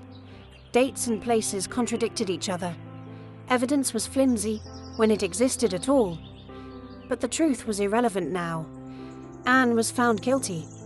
Her brother George and the other men accused with her were sentenced to death as well. Anne would be executed by beheading, a merciful sentence compared to the usual traitor's death of hanging, drawing, and quartering. When the verdict was read, Anne did not break. She stood tall, her face pale but her spirit fiercely intact. In those final moments before being led back to her cell, she spoke clearly, declaring that she was prepared to die, and prayed that God would have mercy on her soul. As the heavy doors of the hall closed behind her, the court exhaled in relief. The storm Anne had been brilliant, dangerous, unforgettable, was nearly over. But even then, they did not understand. They were not erasing Anne Boleyn. They were immortalizing her, in betrayal, in tragedy, and in legend. After her trial, Anne Boleyn was returned to the Tower of London, not as the triumphant queen who had once commanded England, but as a condemned prisoner awaiting death. Yet even facing the end, Anne refused to crumble. In the cold, echoing halls of the tower, Anne prepared herself. She spent hours in prayer, kneeling on the hard stone floors, her hands clasped tightly, her voice steady. She confessed to no crimes because she believed she had committed none. She was not afraid to die, she said, but she prayed that her death would bring peace to the kingdom, and perhaps mercy to her little daughter, Elizabeth. Her ladies-in-waiting, those few who had stayed loyal, wept in private. Anne comforted them instead of the other way around. She joked bitterly at times, that she would be remembered as a queen who had lost her head. In her dark humour was the stubborn spark that had made her unforgettable. Henry VIII, meanwhile, showed no sign of mercy. He had already turned his attention to Jane Seymour. Even before Anne's execution date was finalised, Henry was arranging his next marriage. For Anne, this final betrayal, from the man who had once torn down a kingdom for her, must have been the deepest cut. On May 18th, 1536, Anne was told she would die the next morning. She slept little that night. Instead, she spent her final hours in prayer, asking God for forgiveness for all who had wronged her, and perhaps for herself, for the ambition and pride that had led her here. Henry, with a flicker of royal kindness, had arranged for a French swordsman to carry out the execution. Faster, cleaner, less brutal than an axe. It was a small mercy, bought perhaps more for the king's conscience than for Anne's comfort. At dawn, Anne dressed carefully for her final moment.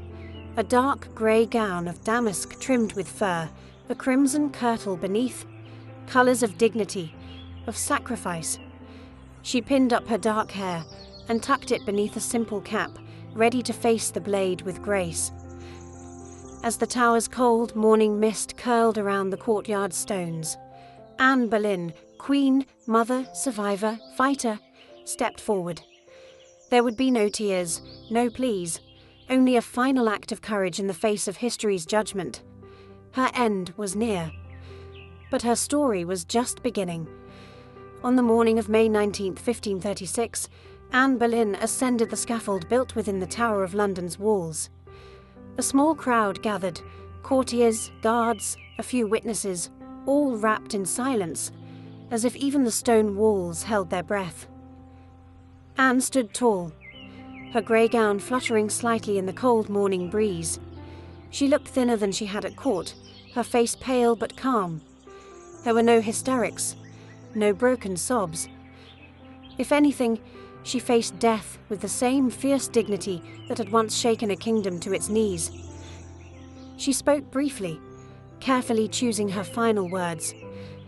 She did not accuse, she did not defend herself.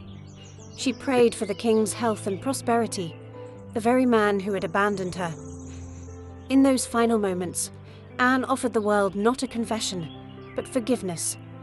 Her courage stunned even those who had come to see her fall. The French executioner, brought specially to ensure a swift death, stepped forward. Anne knelt upright, her hands folded in prayer, her eyes lifted toward the heavens. A small white cloth was tied around her eyes. She remained still.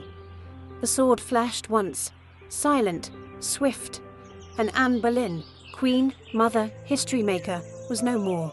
She was buried quickly in an unmarked grave within the Tower grounds, laid to rest in a narrow chest because no proper coffin had been prepared for her. A queen once crowned in gold, now left to vanish without ceremony. Yet Anne's story didn't end in that cold grave. Her daughter, Elizabeth, the child whose birth had once disappointed a king, would rise to become one of the greatest monarchs in English history. Elizabeth I, the Virgin Queen, whose reign would see the flowering of English art, power, and global influence. A queen who inherited her mother's fierce spirit, sharp mind, and unyielding resilience. Anne Boleyn changed the course of England forever. Her ambition helped trigger the break with Rome and the birth of the Church of England. Her fall showed the world that even queens could be cast aside. Yet through her blood, through Elizabeth, Anne's legacy blazed brighter than any crown she had worn in life. In the end, Anne Boleyn won a kind of immortality, not through her survival, but through her indelible impact on history. By the early 1770s, the American colonies simmered like a pot left too long over a roaring fire. The relationship with Britain, once seen as the proud mother country, had soured into resentment, suspicion, and growing fury. It hadn't started with tea. Years earlier, the Stamp Act had enraged colonists by placing taxes on everything from newspapers to playing cards. That was followed by the Townshend Acts, taxing essentials like paper, glass, and paint.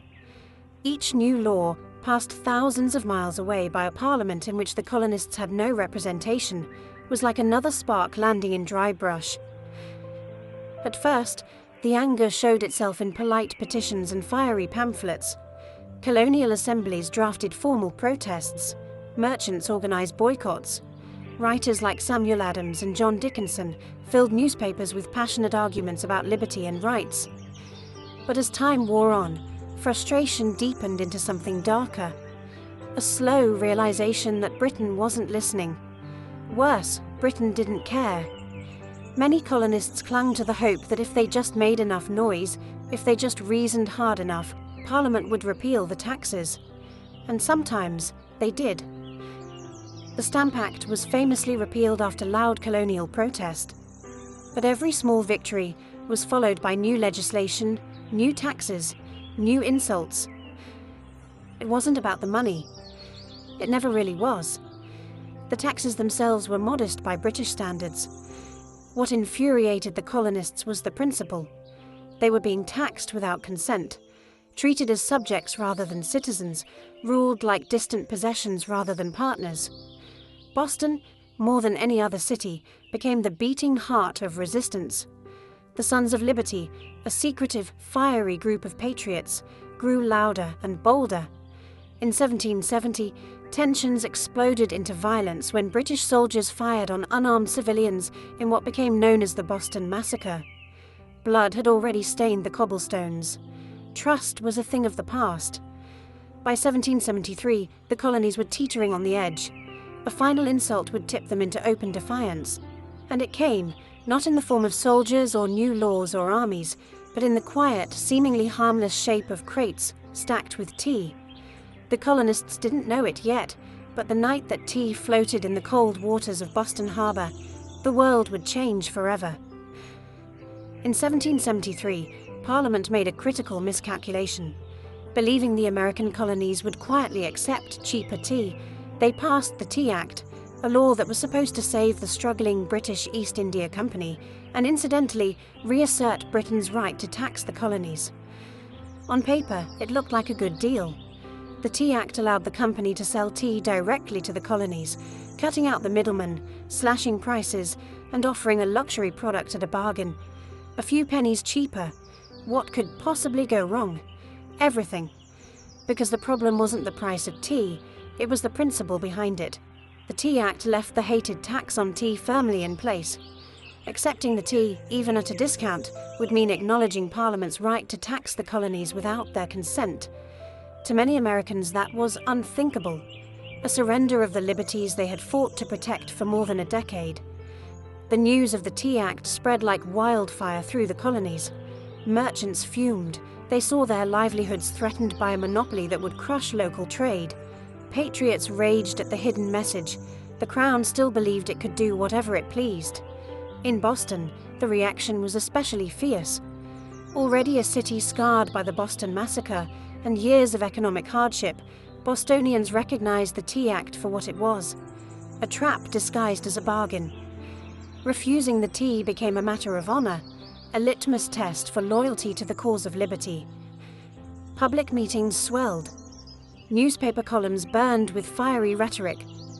Groups like the Sons of Liberty, led by Samuel Adams and others, organized boycotts, vowing that no East India Company tea would be unloaded, sold, or drunk on American soil. All across the colonies, ships carrying the controversial tea were turned away by local resistance.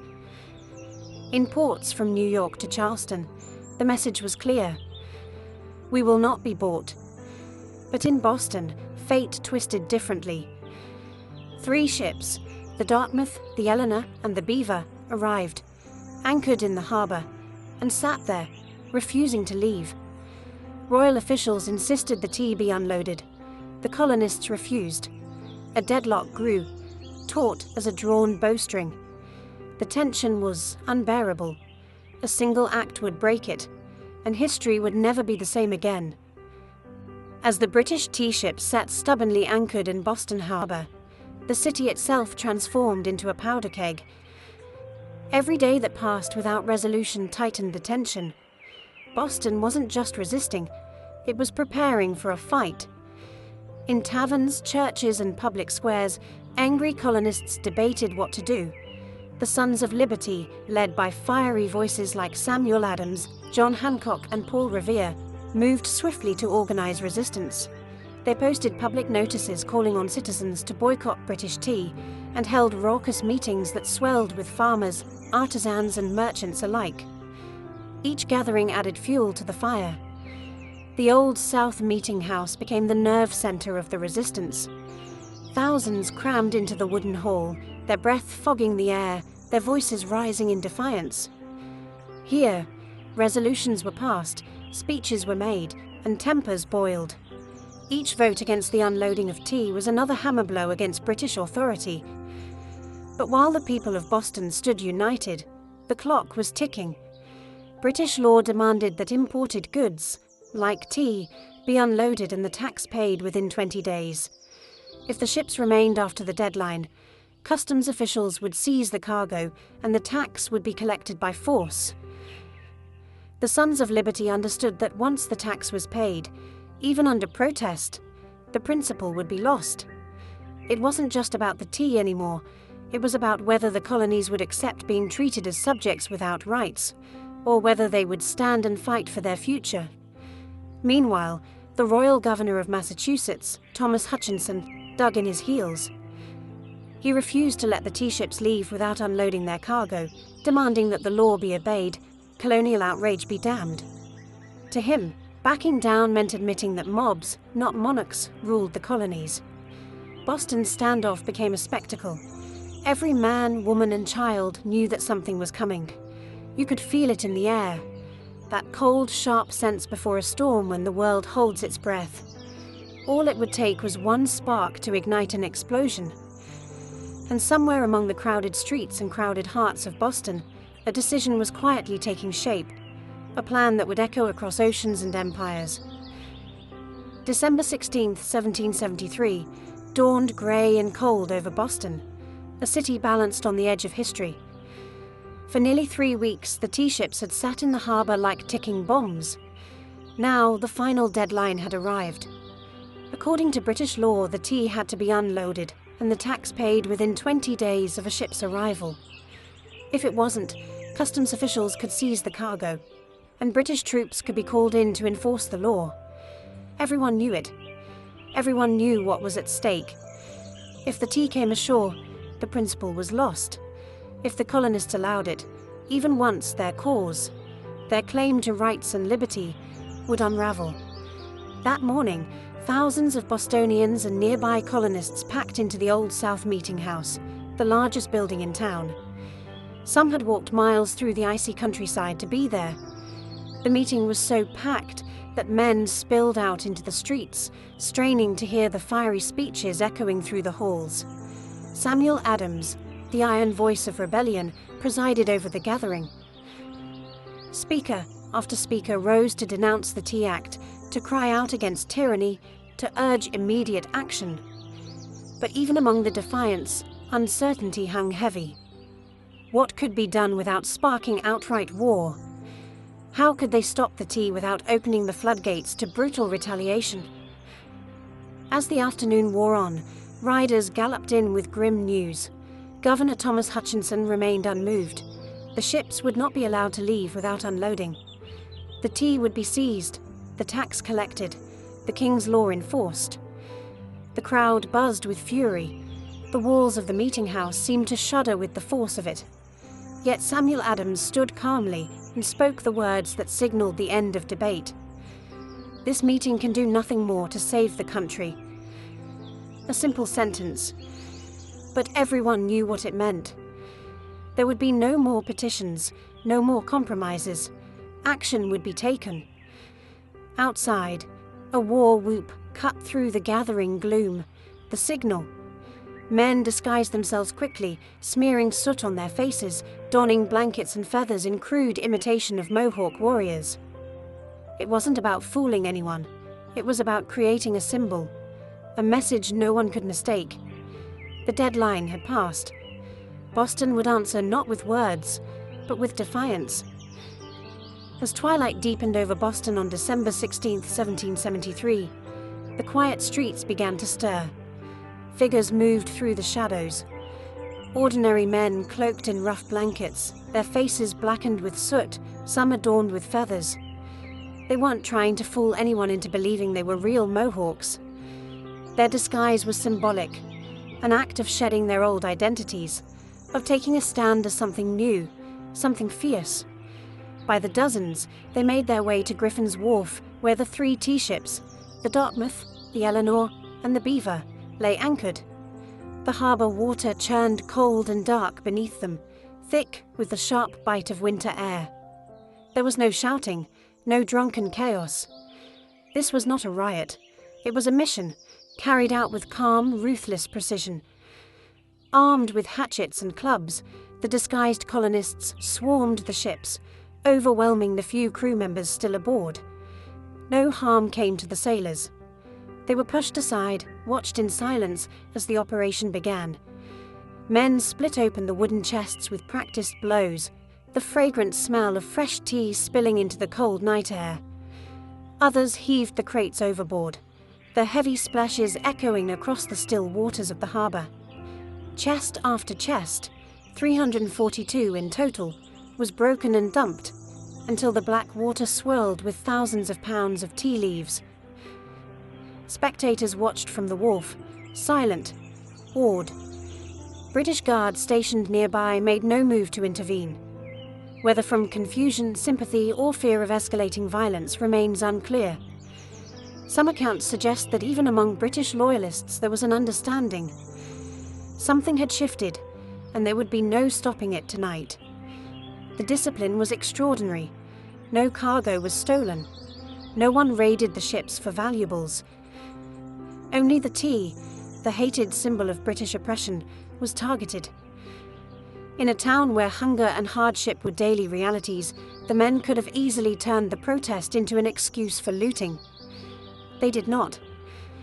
When it was over, the harbour resembled a great, swirling cauldron, filled with torn chests and soaking tea leaves. The smell of the sea mixed with the sharp tang of smashed tea, filling the night air with a strange, bittersweet scent. The work was done. Silently, the men disappeared into the night, vanishing into the alleys and back streets of Boston. They left behind no names, no leaders, no claims to fame, only the unmistakable mark of revolution. As the last broken crates bobbed in the dark water, Boston stood still, almost holding its breath. The Boston Tea Party wasn't a riot, a brawl, or a drunken spectacle. It was something far rarer, an act of cold, deliberate defiance carried out under the cloak of night. The harbour was transformed into a giant, swirling teapot. Thousands of pounds of East India Company tea floated in great mats on the water, staining it black. Some colonists, curious and rebellious, scooped handfuls of soaked leaves from the harbour, only to be chastised by the Sons of Liberty patrolling the docks. Nothing was to be salvaged. No one would profit from this night's work. This was principle, pure and simple. The town woke the next morning to the smell of salty tea hanging heavy in the air. News spread like wildfire. Word of mouth, letters, broadsheets. By midday, everyone from apprentices to merchants knew what had happened. And opinions split fast. Among patriots, there was pride. A fierce, swelling pride that ordinary men had stood up to the mightiest empire in the world and struck a blow for liberty. Among loyalists and moderates, there was horror. To them, the destruction of property was reckless, dangerous. Had the colonies crossed a line they couldn't walk back from? Governor Thomas Hutchinson raged in his mansion, furious not only at the destruction but at the message it sent. If the king's authority could be defied so brazenly in Boston, where else might rebellion spark? British officials were stunned. They had expected protests, boycotts, maybe another riot like those that had broken out over the Stamp Act. They hadn't expected organised, disciplined revolutionaries to calmly destroy tens of thousands of pounds of royal property without so much as breaking a window. The ship's captains, the Dartmouth, the Eleanor, the Beaver, could only watch helplessly as their cargo disappeared beneath the waves. In the official ledgers, the night's loss would be tallied at over 10,000 British pounds, a fortune. But the real loss wasn't measured in pounds sterling or ruined tea. It was measured in trust, in loyalty, in the fragile illusion that Britain still ruled her colonies with consent. The night the tea sank, something deeper rose to the surface, a shared undeniable truth. The age of peaceful protest was ending, a reckoning was coming, and Boston was ready. When word of the Boston Tea Party crossed the Atlantic and reached London, the reaction was swift and furious. To British officials, it was not simply a protest, it was rebellion. An open, mocking challenge to royal authority that could not be ignored. King George III, upon hearing the news, was said to have grown cold with anger. Parliament, already frustrated by years of colonial disobedience, exploded in outrage. They demanded punishment, not just for the city of Boston, but as a warning to all the American colonies. The result was a series of laws so harsh they were quickly nicknamed the Intolerable Acts in America. The first blow came swiftly, the Boston Port Act. In one brutal stroke, Parliament ordered the closure of Boston's bustling harbour, the economic lifeline of the city, until the destroyed tea was paid for and order restored. Ships could no longer enter or leave. Trade vanished. Goods and supplies dried up.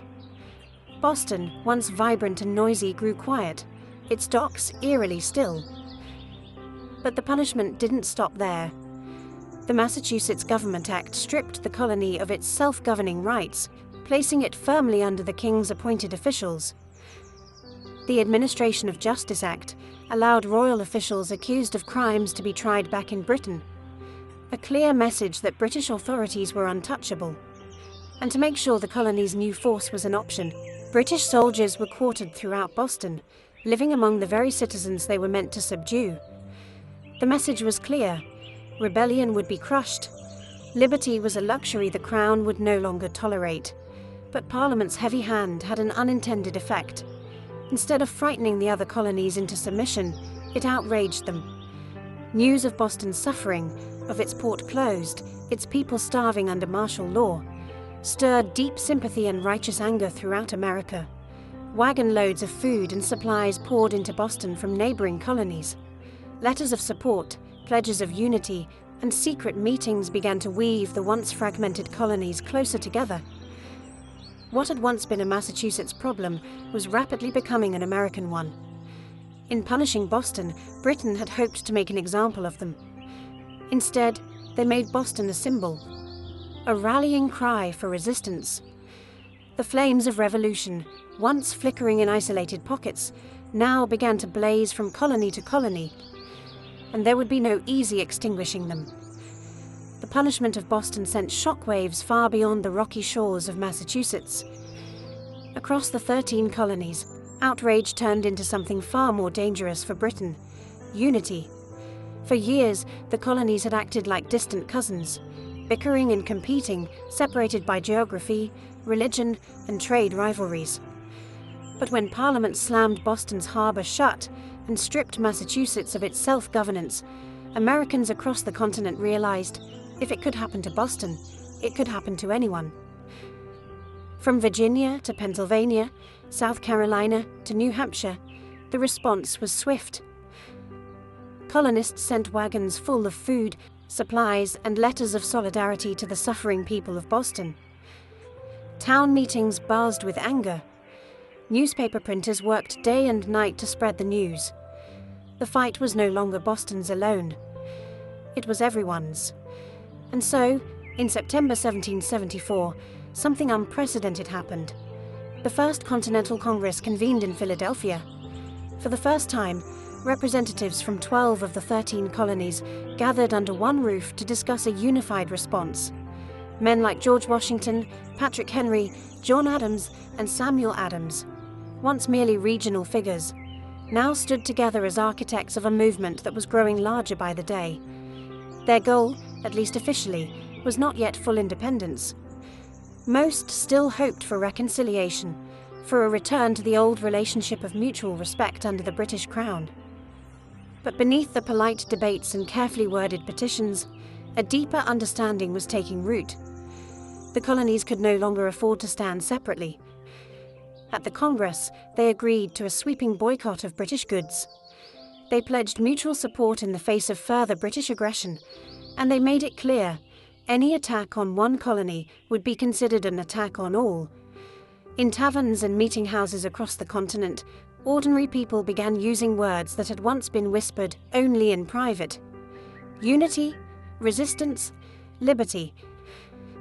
In bringing the hammer down on Boston, Britain had imagined it would crush rebellion. Instead, it had welded the colonies together into something far more dangerous: a people who, despite their differences, were beginning to think of themselves not as scattered provinces, but as Americans. The winds of revolution were no longer just stirring. They were gathering into a storm, and it was too late for Britain to stop it.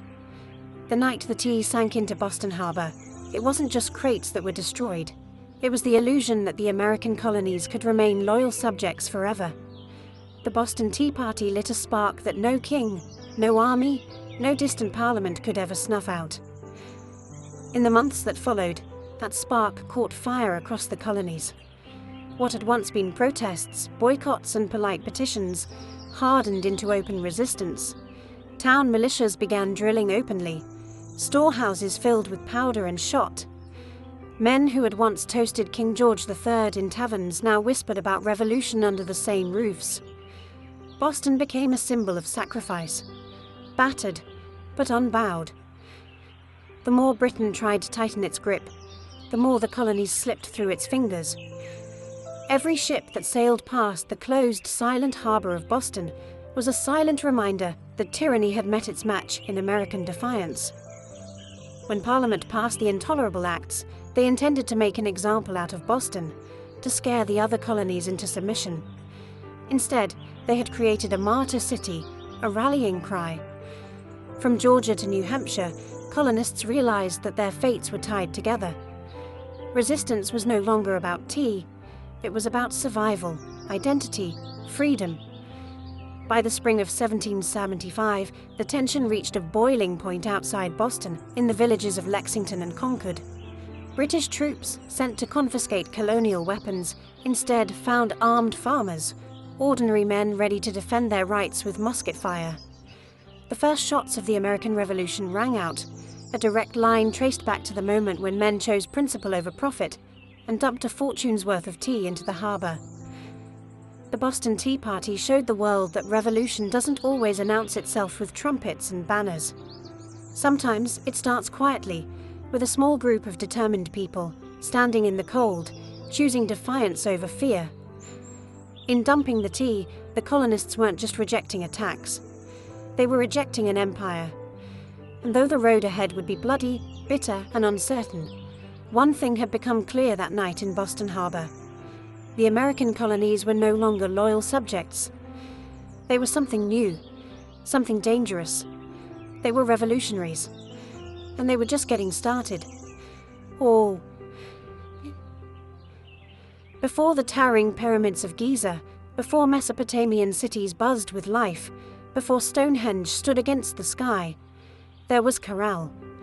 Hidden away in the dry valleys of coastal Peru, Corral rose in silent majesty nearly 5,000 years ago, then faded into near-complete oblivion, swallowed by sands and forgotten by history. For centuries, the world did not even know it existed. The Super Valley, where Corral once thrived, seems at first glance an unlikely place for civilization to bloom. The landscape is parched, barren, the river little more than a thin silver thread winding through rocks and dust. To most eyes it looked inhospitable, a place abandoned by life. Yet it was here, amid the desolation, that one of humanity's earliest great cities took shape. Corral wasn't just a collection of scattered huts or a temporary trading post. It was a planned city, sprawling over 150 acres, filled with pyramids, plazas, residential quarters, and ceremonial spaces. It had scale, purpose, and vision. A complex society blossoming centuries before the Egyptians began stacking stones into pyramids of their own.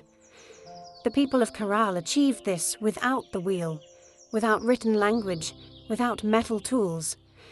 They built massive structures from stone and earth with nothing but ingenuity, communal effort, and the raw power of human will. Yet for thousands of years, Corral's existence remained a secret. Even when travelers stumbled across the strange weathered mounds scattered across the valley, they mistook them for natural formations, mere hills sculpted by the desert winds. No one imagined that beneath the sand lay one of the oldest cities in the world, predating even the civilizations that history books had crowned as the firsts. It wasn't until the late 20th century that archaeologists, led by Ruth Shady, uncovered the truth. What they found buried in the dust of time would rewrite the story of the Americas and force the world to reconsider what it thought it knew about the birth of civilization itself. Corral had risen, flourished, and fallen in total anonymity. Now, after millennia of silence, its stones are speaking again, whispering of a peaceful, intelligent people who built a world of complexity and wonder in a land where life itself seemed impossible. And this was only the beginning of their story. At first glance, the Supi Valley looks like a place where life should struggle to exist. Harsh winds sweep across endless stretches of sand and stone. The sun beats down mercilessly, drying out the earth, baking the landscape into cracked, brittle sheets. Water is scarce, the river a meandering thread fighting for survival. To the untrained eye, it is a wasteland, barren, empty, forgotten by the gods. But the people of Corral saw something different. They did not see a desert to be feared. They saw a canvas to be shaped. They recognized the river, however modest, as the lifeblood of possibility. And so, with patience, ingenuity, and sheer determination, they turned this unforgiving place into a thriving oasis of life and culture. Their first victory was agriculture. They learned to tame the river's seasonal floods, building simple but brilliant irrigation systems that channeled water across the valley floor. Where others saw sand and dust, they coaxed green shoots of hope: cotton, beans, squash, guava, sweet potatoes. Cotton, in particular, became their treasure. It was spun into fishing nets and textiles, fueling trade with coastal villages and creating bonds that stretched far beyond their desert home. But growing crops was only part of their mastery. The people of Corral understood that survival in the desert required balance. They worked with nature, not against it. They built their homes and plazas from stone and earth, designed to withstand both scorching heat and the rare, punishing rains that occasionally swept through the valley. They studied the stars and seasons, planning their harvests with the precision of master astronomers. Trade became the veins and arteries of Corral's economy. Dried fish, cotton, fruits, and handmade goods flowed up and down the coast. In exchange, Corral received exotic goods: colourful shells from the Pacific, rare stones from the Andes, ideas from distant peoples. They were not isolated, they were connected. In a land where survival seemed impossible, Corral thrived through intelligence, innovation, and community. They didn't conquer the desert with brute force. They partnered with it, learning its rhythms, respecting its power, building a society that was not just functional. It was extraordinary. Against the odds, Corral blossomed into a beacon of civilization. And it was only beginning to rise. Rising out of the desert like ancient guardians, the pyramids of Corral defy everything we thought we knew about early civilization in the Americas. These were not small, crude structures built by primitive hands. They were massive, deliberate works of architecture, created by a people with vision, organization, and ambition. The centerpiece of the city was the Pyramid Maya, the largest of Corral's monumental structures. It stretched more than 450 feet in length and towered nearly 60 feet above the desert floor, a feat of engineering on par with the early wonders of the ancient world. Built from stone, mud, and woven reed bags filled with rocks, the pyramid was designed not just to endure the harsh climate, but to withstand the punishing earthquakes that occasionally rattled the region. And endure it did, standing silent against wind and time for nearly 5 millennia. But the pyramids of Corral were not tombs. Unlike the massive burial complexes of Egypt, Corral's pyramids served a different purpose. They were centers of ceremony, power, and public life. Temples and gathering spaces crowned their summits, accessible by broad, elegant staircases. Fires once burned atop these platforms, and rituals were held beneath the endless Peruvian sky. At the foot of the pyramids, vast plazas opened up, sunken and circular, inviting thousands to gather for religious ceremonies, political meetings, and communal celebrations. The very design of Corral's cityscape suggested a society that prized community and order, a people deeply connected to one another and to the cosmos. Around the pyramids, smaller residential complexes fanned out, likely home to priests, administrators, artisans, and farmers. The pyramids themselves seem to have been strategically placed, aligned with celestial events, sunrises, solstices, the cycles of the stars. To the people of Corral, architecture wasn't just practical, it was spiritual, mathematical, cosmic. Walking among the weathered stones today, it's almost impossible not to feel a strange sense of awe. These structures were raised without metal tools, without the wheel, without beasts of burden. Yet they rose with symmetry, scale, and staggering precision. The Great Pyramids of Corral were not built for vanity, nor for war. They were built to connect earth and sky, community and cosmos, humanity and eternity.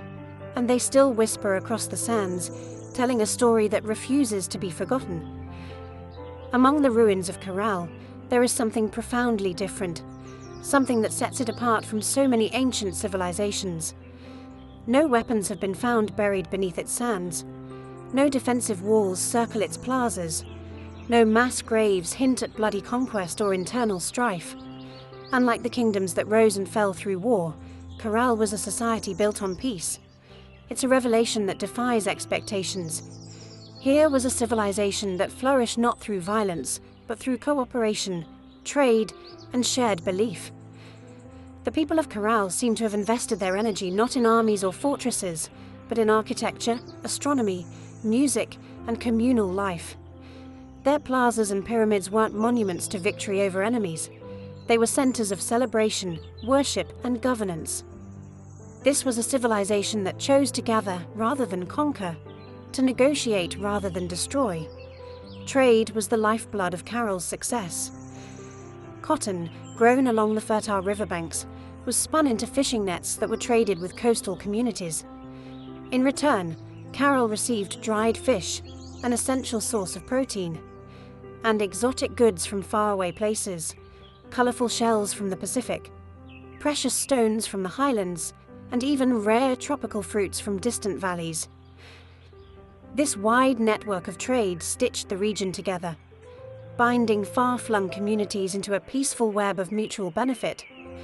And in the centre of it all, Corral thrived as a cultural and economic hub. Religious and ceremonial life played a vital role in maintaining social harmony. The city's grand public spaces and sunken plazas likely served as stages for rituals that united the people under shared spiritual beliefs. Music filled these gatherings, flutes carved from condor bones, drums made from deer hides, creating soundscapes that echoed across the desert, tying individual lives to something greater. Leadership, too, appeared to rely less on military strength and more on spiritual authority and civic organization. The city's leaders must have coordinated massive construction projects, seasonal agricultural cycles, and complex trade agreements, all without leaving behind the brutal scars of war. In an ancient world so often defined by conflict, Corral stands as a shining exception, a reminder that civilization does not have to rise on the broken backs of the conquered. It can instead be built by the quiet power of collaboration, creativity, and trust. At Corral, the stones still seem to hum with echoes of a world long gone. It was not just a city of buildings and trade. It was a city alive with sound, ceremony, and spiritual rhythm. Music and ritual were woven into the very heartbeat of Corral's civilization. Archaeologists, digging carefully through the dry sands, uncovered a treasure trove of ancient instruments. Flutes crafted from the bones of condors and pelicans, whistles fashioned from deer antlers, small drums stretched with animal hides. These artifacts were not simple toys. They were crafted with care, tuned to specific notes, designed to carry sound across the wide, open plazas of the city. In a world without written language, music spoke the language of the soul. Imagine it, the low thrum of drums rising at dusk, flutes keening like the desert wind, feet stamping on the sunken plazas as hundreds gathered under the fading light. Fires would crackle atop the pyramid platforms.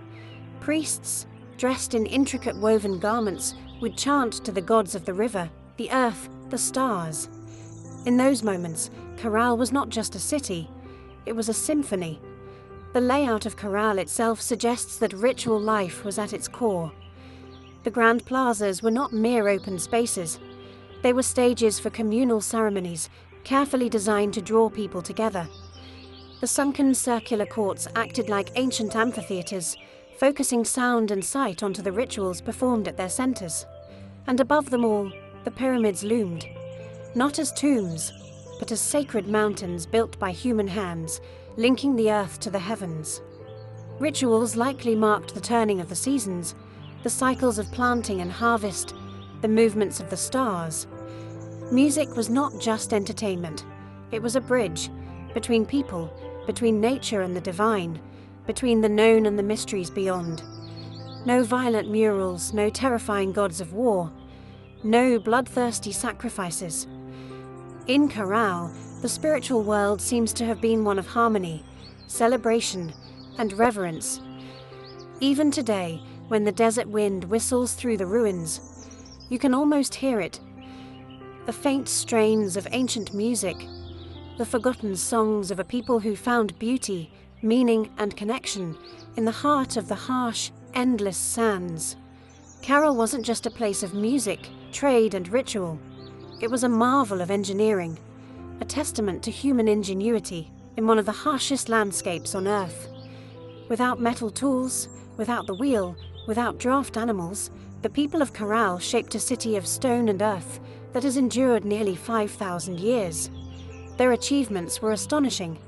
Massive pyramids rose from the desert floor, constructed not with small, fragile bricks, but with enormous stones carried across the dry valley. Workers transported rocks using reed bags, ingenious baskets strong enough to bear heavy loads, woven from the very plants that grew along the riverbanks.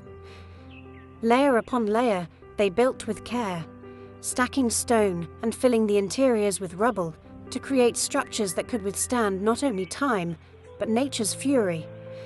And they understood nature well. Caral lies in a region prone to violent earthquakes, yet their pyramids and plazas survived largely intact. How? By mastering earthquake-resistant architecture. Builders used flexible construction techniques, layered fills, wide foundations, and rounded corners that allowed their monuments to absorb and dissipate seismic energy. It was engineering born not from textbooks, but from an intimate knowledge of the earth itself. Water management was another silent triumph. Despite living in a desert, the people of Caral developed sophisticated irrigation systems. Channels and canals carefully guided river water to their agricultural fields, allowing crops to flourish even during dry seasons. No water was wasted. Every drop mattered. The layout of Caral itself reflected brilliant urban planning. Major structures aligned with key astronomical points, suggesting a deep understanding of the solar cycles. The sunken plazas, with their precise geometry, were more than gathering places. They were instruments for tracking the heavens, allowing priests and astronomers to predict seasons crucial for survival. Even the city's organization spoke of a complex society. Residential zones, administrative areas, ceremonial centers, all were arranged in harmony, balancing communal life with sacred spaces. They built not just for the moment, but for generations. Today, as modern engineers marvel at Caral's resilience, they are reminded that greatness is not measured by technology alone. Sometimes the deepest wisdom lies in understanding the forces of nature, in working with the land, not against it. Caral's stones have endured storms, quakes, and the erosion of time itself. They stand as a silent testament to a civilization that engineered their dreams into the desert sands. For centuries, the city of Caral flourished, a beacon of peace, music, trade, and architectural mastery in the desert sands. And then, quietly, almost without a trace, it was abandoned. No fires marked its fall. No signs of conquest scar its walls. No mass graves or shattered monuments tell a story of sudden disaster. Instead, Caral simply faded, its plazas emptied, its pyramids left to the drifting sands, its flutes and drums silenced by time. Why did they leave? That question still lingers like a ghost across the Super Valley. Some scholars believe that environmental change struck the final blow. Evidence suggests that a long period of drought may have crippled Caral's agriculture. Without the river's life-giving waters, the fields would have withered. Trade networks, dependent on surplus cotton and food, would have faltered. The careful balance Caral had maintained with its harsh environment may have finally tipped beyond repair. Other theories point to shifting trade routes. As neighbouring cultures grew and new centres of power emerged along the coast and inland, Caral's influence might have diminished. Perhaps the goods they once supplied, cotton, fish, produce, were no longer enough to sustain their role as a dominant city. Slowly, the lifeblood of commerce drained away. Still others whisper of internal decline. Without written records, we can only imagine political struggles, religious upheaval, or simple exhaustion after centuries of growth. Even peaceful societies can fracture under pressure when survival becomes uncertain. Whatever the cause, the departure seems to have been gradual, not sudden. Families likely drifted away one by one, seeking more fertile valleys, stronger rivers, new beginnings. Children who once ran across Corral's plazas grew up telling stories of a lost city behind them, stories that would eventually fade into legend. The desert reclaimed what humans had built. Winds carried fine sand over stone temples. Flutes lay buried beneath shifting dunes. What had once been a humming, vibrant civilization became a field of silent, sleeping mounds. For nearly 4,000 years, Corral remained hidden, a whisper beneath the sands, waiting. Today, as archaeologists carefully uncover its stones, the question still burns. How does a city so advanced, so beautifully crafted, simply vanish? Perhaps the truth is that even the greatest civilizations, no matter how wise or peaceful, are still fragile, threads woven into the tapestry of time, forever vulnerable to the unseen forces of change. For millennia, Corral lay forgotten, buried beneath the silent sands of the Super Valley. Travelers passed the strange, rounded hills that dotted the landscape, never suspecting that beneath their feet lay the ruins of a civilization older than the pyramids of Egypt. To them, these were just natural formations, mounds shaped by the wind and time. It wasn't until the late 20th century that the world would finally hear Corral's voice again. In the 1990s, Peruvian archaeologist Ruth Shady led a team into the Soup Valley, driven by curiosity and a growing sense that these hills might hold secrets no one had yet uncovered. What they found would rewrite the story of human civilization in the Americas. Layer by painstaking layer, the sand was brushed away. Beneath it emerged walls of carefully cut stone, grand staircases, sunken plazas, pyramids, a city far older than anyone could have imagined. Radiocarbon dating confirmed the unbelievable. Corral was over 4,600 years old, thriving at the same time as the earliest civilizations in Mesopotamia and Egypt. It was a discovery that shook the foundations of archaeology. Before Corral, scholars believed that civilization in the Americas developed much later, shadowed by the great empires of the Old World. Corral changed everything. It proved that the Americas had birthed monumental architecture, complex urban life, and social organization independently, long before the rise of the Incas or the Maya. Ruth Shady and her team found not just stone and rubble, but the remnants of life, musical instruments, fishing nets, textiles, quipu, ancient knot records, and even offerings made to the gods. Each artifact told a story of a people who had built a society with vision, intelligence, and profound creativity. Corral's rediscovery was more than an academic triumph. It was a resurrection. A civilization that had slept beneath the desert for thousands of years now stood revealed under the open sky once more. Its plazas kissed by the same winds that had once carried the sounds of flutes and the laughter of children. Today, Corral is recognized as a UNESCO World Heritage Site, a fragile, priceless link to humanity's earliest dreams of building, belonging, and believing. The sands had hidden Corral well, but in the end, the stones endured, waiting for someone to listen, to see, to remember. Corral stands today as a silent giant, a reminder that civilization's roots stretch far deeper than we once believed. Among its pyramids and plazas, the ancient stones whisper a story that reshapes our understanding of humanity's journey, a story not of conquest and bloodshed, but of harmony, ingenuity, and hope. Long before the towering empires of Greece, Rome, or even Egypt, the people of Corral were building something extraordinary. They raised pyramids without the wheel. They mapped the stars without written records. They created a thriving society rooted in trade, music, ritual, and engineering, all without leaving scars of war upon the land. In an era often defined by conflict, Corral offers another vision of what civilization can be, a society that valued connection over conquest, knowledge over domination. It reminds us that complexity does not require violence, that greatness is not measured by how many armies march across a battlefield, but by how a community comes together to build, to create, to dream. Carol's legacy reaches far beyond the dry sands of the Soup Valley. It challenges old assumptions that civilization had a single cradle, that urban life and monumental architecture belonged first to the old world.